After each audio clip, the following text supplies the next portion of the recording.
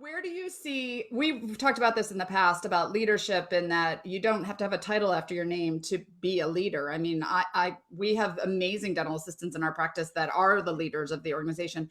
Where can Yeah. you see, you've already said this, like if you haven't been talking to your doctor, you shouldn't be doing it Right. on social media. You should be talking to your Right. doctor, right? Yeah. Where Yeah. else can you see assistants stepping up? Like I'm seeing, one of the things I'm thinking of is we're not going to be as busy for a while, right? We're not going to have as many patients, but there's a lot of opportunity right now for cross training and jumping in and helping and Absolutely. how to setting up the check sheet of how to set up a room and all that. Where do you think assistants could look to be a bigger part of the practice as they're coming back? You know, and that's part of, the creative thing. And like you said, some of them are going to have some downtime on their hands. And so, get organized and you can create your own protocols. Nobody has to do that for you. You can create your own protocols. So educate yourself, dental assistants, educate yourself and about what you want to learn and what you need to learn and create some protocols and organize your offices and work really hard on getting that all organized and together. You're going to make your life easier and you're going to help your practice and it's going to give you job satisfaction because you accomplished something great. I got to tell you, I just had a dental assistant and I kept her email, and I normally don't, but I had a dental assistant write me an email just last week. I think it was Monday actually this week. And she was mad at me and she was angry, and you could hear the anger in her email. And she said, I see you all over the place, and why aren't you doing something to advance the profession of dental assistants? Why aren't you? You're high profile and you're this and you're that and you need to be doing this. And I could feel this anger just reading this email. And so, I wrote her back and I'm like, okay, I can tell you're angry at your situation.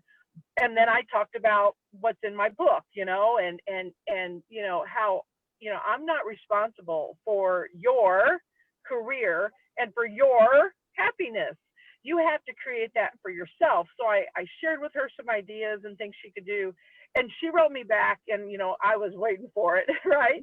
She wrote me back and she's like, I needed a kick in the butt. Thank you so much. I mean, she wrote, thank you, thank you, thank you, thank you, thank you, all across the email in capital letters. And she said, I needed a kick in the ass. Oh, but, and she said, I needed that. She said, I needed that because, it's not your job. It's my job. So you guys think outside the box.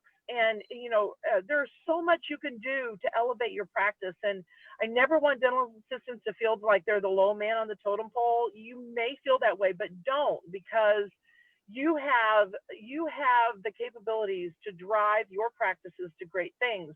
But you have to do it. You have to jump in and do it. And I call that creating value in yourself. And when you create value in yourself within your practices, that's a good thing. That leads you to job satisfaction. It leads you to more money. It leads you to a great career.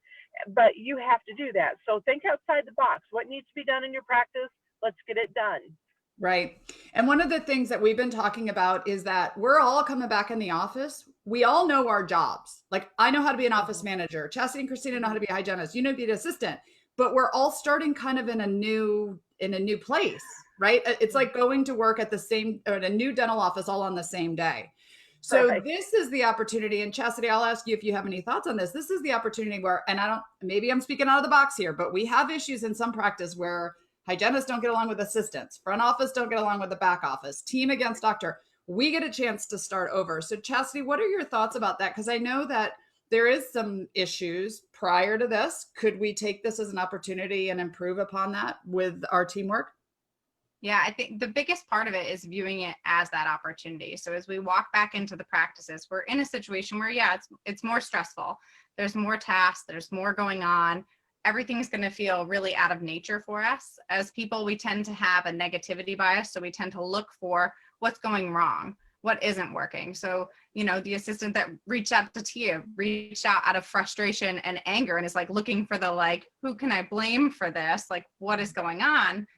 we have to make sure that we're keeping ourselves in that mindset where we're saying this is an opportunity. This is a chance that we get to revisit these things, where it's a chance where we get to revisit conversations that probably should have happened a long time ago. And now there's a pressure to address them. So really staying within that mindset of viewing these as conversations that are opportunities to solve something or to move forward or to work on that team structure, or to work on the processes that we have in place currently, that we have in the practice.